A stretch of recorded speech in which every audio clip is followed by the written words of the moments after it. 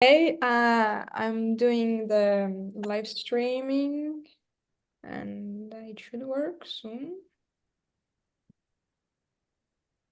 Hey, I'm doing the live streaming.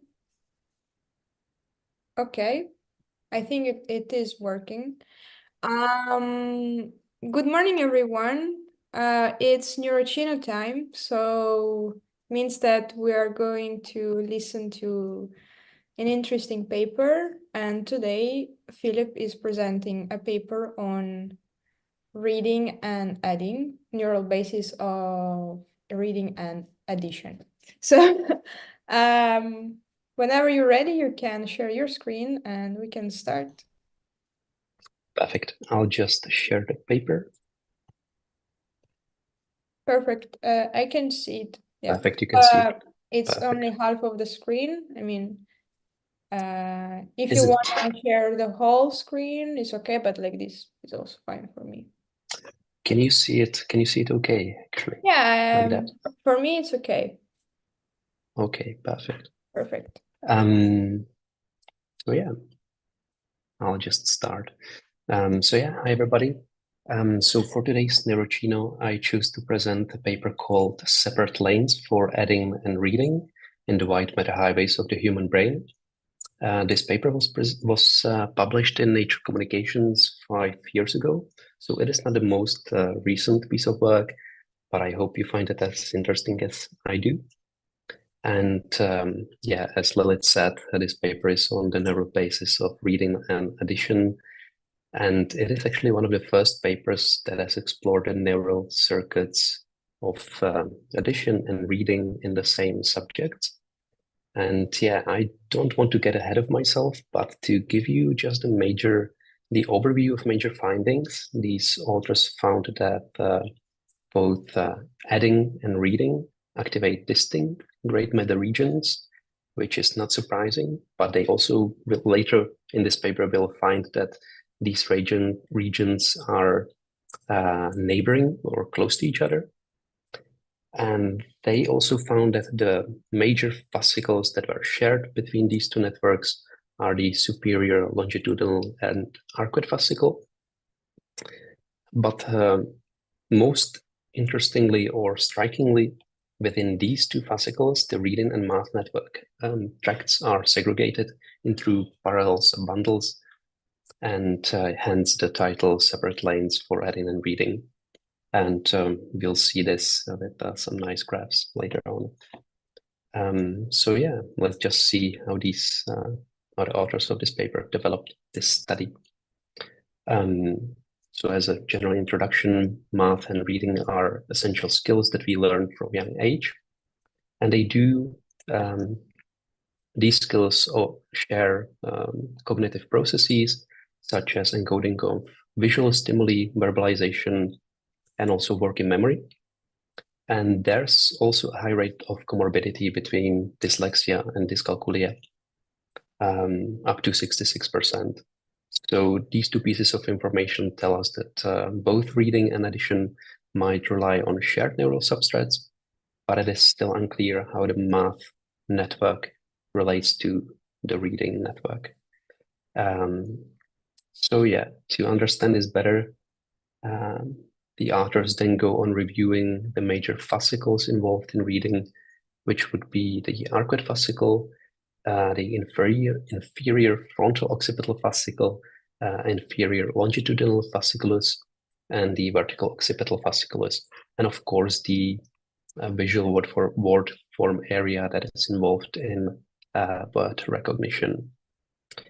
But as I already said a couple of times, it is unclear how these fascicles involved in reading are related to math, especially to additions, because additions or math network has not been as studied as extensively as reading, and it is unclear how, and it hasn't been studied within the same individuals to that date. And this study is precisely targeting that they will be studying both adding and reading in the same subjects. And the goal of this study is therefore twofold. first to identify the white matter tracts of the math network, and then to specify the shared and unique substrate, neural substrate of reading and additions. And so, yeah, to accomplish these goals, the authors collect data from with magnetic resonance. They collect both functional data and diffusion data to assess the connectivity in 20 typical adults. So these are adults without any neural problems. And let's see what task the participants had to do. It is actually quite really nice task. I'll just take this magnifying glass here. So first, the participants were instructed in the scanner. They were instructed to either read, add, or to specify a color. The color specification task was like a control task, but reading and addition were the main tasks. So to read or add, and then they were presented sequentially with these symbols. These are number and letter morphs. So this could be either 8 or a B.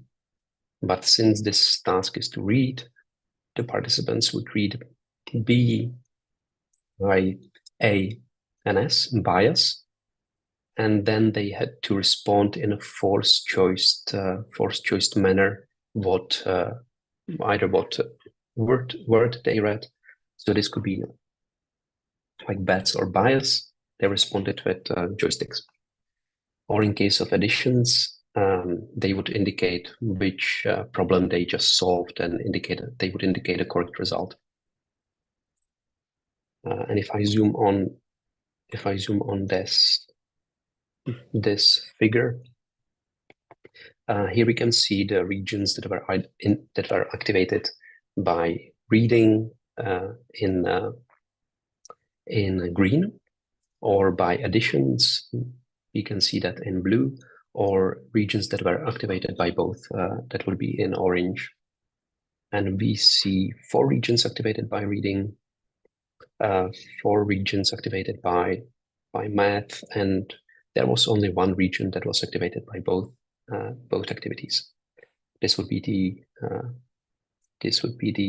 lateralized occipital temporal cortex. And the first conclusion that these authors reach is that neighboring regions, well, actually mainly in the frontal region and in the SMG, were activated by reading and math, but in the temporal cortex as well, and only in the IPS it was activated by mathematics. And although we do see some orange color later, the authors concluded that this was preferentially activated by math, and this region is mainly involved in numerosity processing. So yeah, so neighboring regions were activated by both reading and addition, with the exception of the IPS. And to assess the connectivity, they took the diffusional measures, and the authors generated a connectome, and then they classified the 13 major fascicles within these individual connectomes. I have to point out that all the analysis were done in native space. So this graph is also from a representative subject.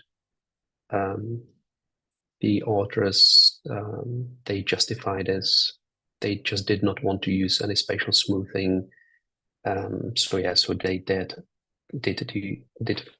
all the analysis in individual space, in the native space. And yeah, to assess the connectivity, they generated a connectome for each participant. They classified the fascicles, 13 major fascicles. They used software called automated fiber quantification. I'm not sure if that is something obsolete. Maybe later you can comment on that. And with the software, they could automatically label all the major fascicles and then they intersected the connectome with these regions of interest, or maybe I should say they intersected the connectomes with the regions right underneath these regions of interest. So, for example, right underneath the inferior frontal gyrus, and they called these regions that were under this gray matter the gray white matter interface. Maybe it's just something that was done in this study. And yeah, so let's just see the fascicles that were connected to each of these regions. And in this figure, you can see each region for reading, and on the right side for math, and the connectivity, the fascicles that are connected to those regions. Again, on the left side or in these panels, you can see a representative subject, and here you can see the connections represented schematically for the whole group, and the width would represent the amount of connection each region is receiving from particular fascicle, which are also color coded. And the authors found that there were mainly 6 fascicles involved in reading and math that represented more than 90% of the connections. And they also pointed out that in the frontal regions and with the SMG, the connections were quite similar between reading and math, while in the temporal regions and of course with the IPS, the connections were more differentiated. And as we remember, the IPS was only activated in the math network. But let's see what was the pairwise connection between these regions. It's probably more interesting. And here we can see the actual network for reading and the network for math.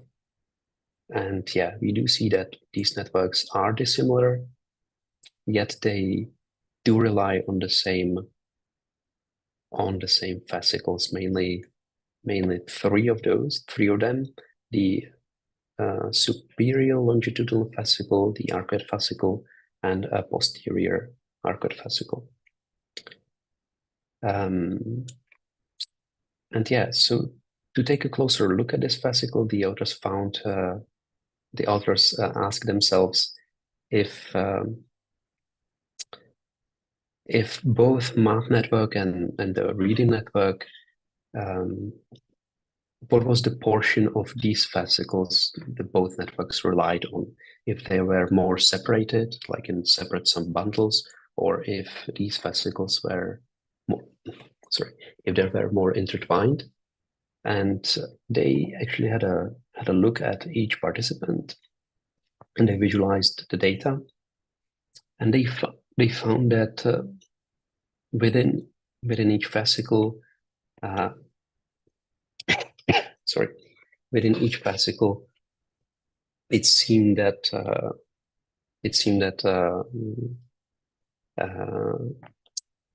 each fascicle was separated in different sub bundles. For math, here we can see it in blue. Here we can see it in blue, and for reading, that we can see it in green. And they concluded that they saw that the math-related network was always superior to the reading network.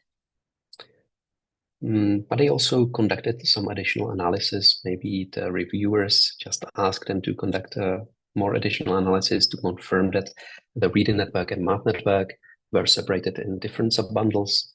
But yeah, I'm not going to go in much detail. They just compared Euclidean distance from within to between, from within and between cores, within network and between network cores. They found that the sub-bundles could be differentiated, and they also run like a machine learning algorithm, and they found that the subbundles could be actually differentiated across the whole length of the fascicles, because the separation or the classificator could classify it correctly above the chance level along the whole length. So yeah, this is basically in essence what this paper was about. These just to go over the major findings, the conclusion would be that math network and reading network activate distinct grade matter regions, although they are neighboring or close to each other, except for the IPS. And they show similar connectivity in the prefrontal, region and with the SMG, although the networks, they are dissimilar.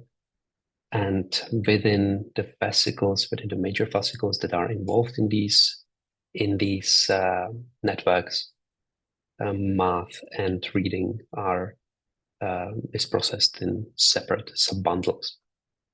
And they actually do an additional analysis where they analyze like microstructural properties of these fascicles. And without going in much detail, they found that the math subbundle is less myelinated, mainly in the superior longitudinal fascicle in the anterior part. And in the discussion, the authors hypothesize that this less myelination might be probably due to the fact that we don't practice additions as much as we do practice reading. And yeah, if you have any questions, I'd be happy to answer it. I'm not sure if I got too quickly over this article, but yeah, that would be probably it. Thank you, If you want me Philip. to, Huh? yeah, Sorry? my pleasure. Sorry? No, my pleasure. Okay. Thank you so much again. This was an interesting paper. If someone has question, you're ready. If not, I have a question. So, Okay. the first one, why they are focusing only on addition? Is it implied that uh, subtractions or other Yeah. mathematical operations should have different neural bases? Why it's only addition? And It is. yeah, this is the Yeah, first one.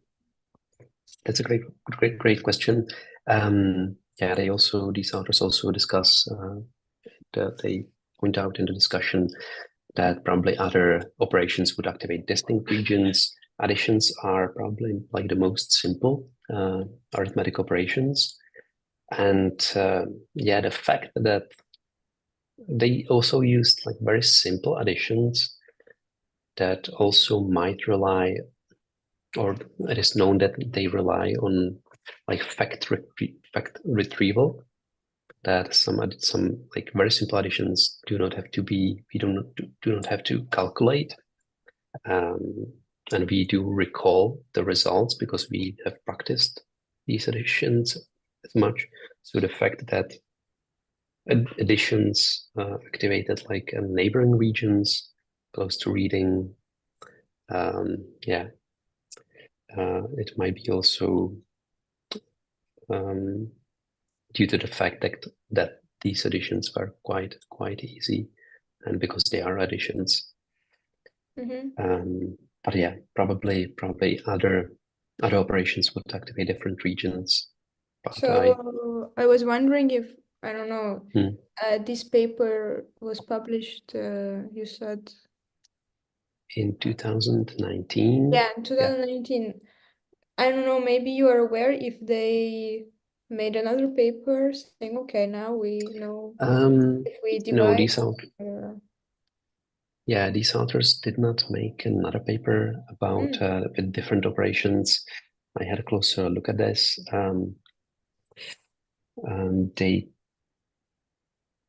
I think they have like a different paper on the visual waveform area and the area that processes digits specifically, but not like the whole network. Yeah, they did not continue with this line of research.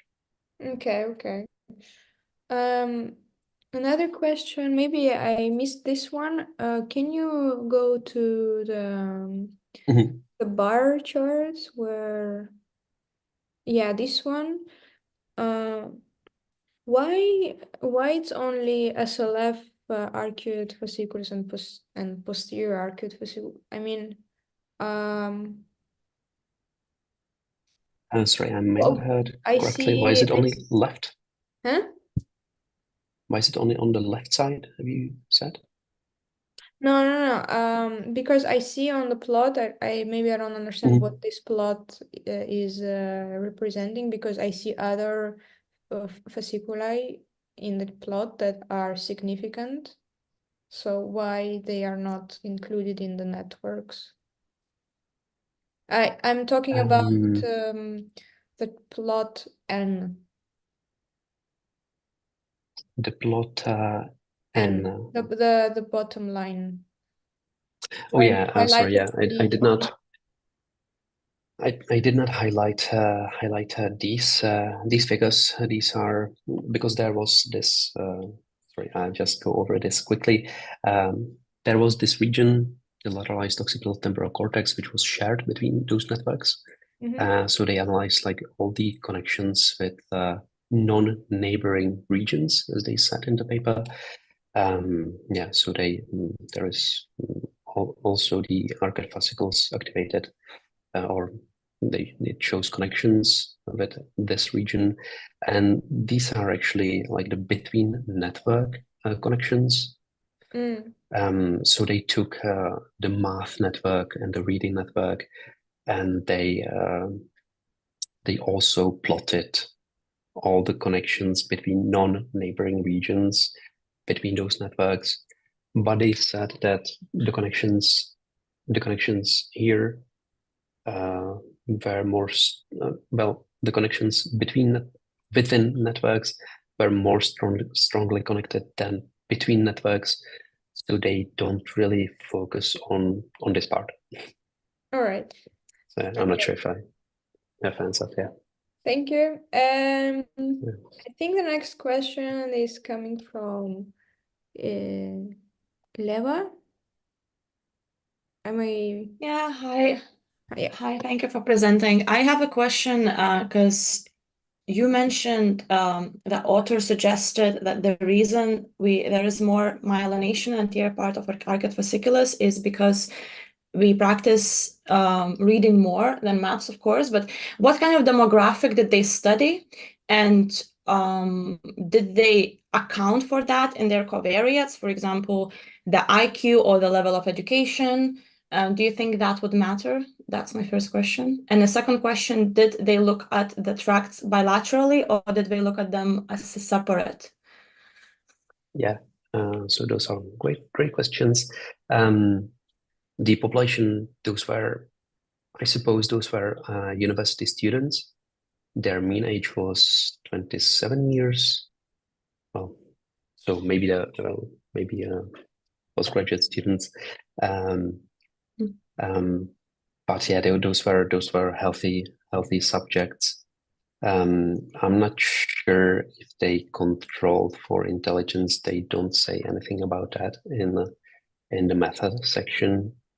So yeah, and they did that they did have a look at both hemispheres, but they found more strong connections on the left in the left hemisphere.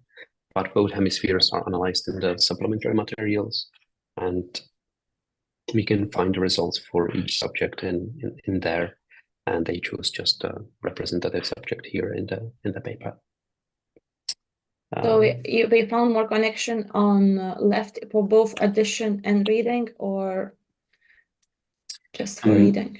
Right. For reading, it was more strongly represented in the left hemisphere. For mathematics, I think it was also more strongly represented in the left hemisphere. Although there was they found the connections bilateral, but more strong. Okay, so all what this is presented is basically the average left and right. No, this is presented. What is presented here is on the left. Okay, and did we look at the microstructure, the volume, like what did we look for white matter? Was it So what FA? they analyzed? Sorry. I think this is also for the left hemisphere. Although I might check it. And what kind of metric did they use to look at the white matter tracts? For this, they used proton relaxation time. And they, if I'm not mistaken, if it is faster, then there should be more myelin. If it is slower, there should be less myelin. Yeah. But they took the proton relaxation time. Maybe there are other more appropriate metrics now. Yeah.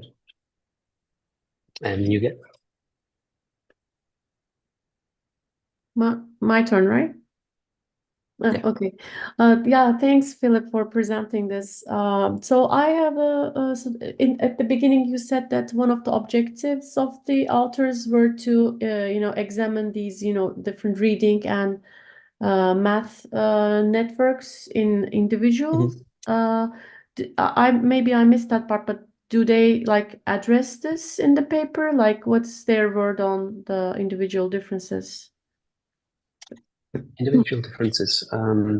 They don't specifically target the individual differences. They just wanted to map the math network or network involved with additions, and they probably would answer it with this graph that I'm pointing at.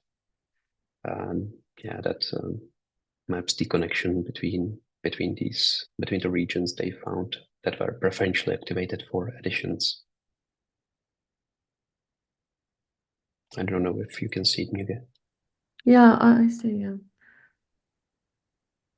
Yeah. So the thickness of the line here is. Oh yeah, the thickness would be the amount of connections here between the regions, the proportion of connection.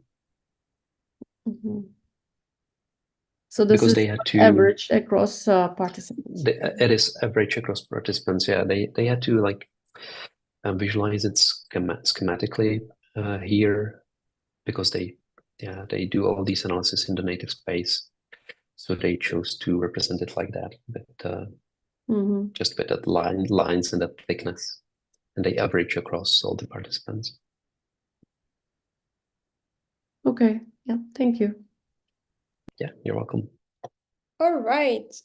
We are perfectly in time. Thank you so much, Philip, for presenting and everyone for discussion and questions. See you next week and have an exciting week in science. Bye. Bye.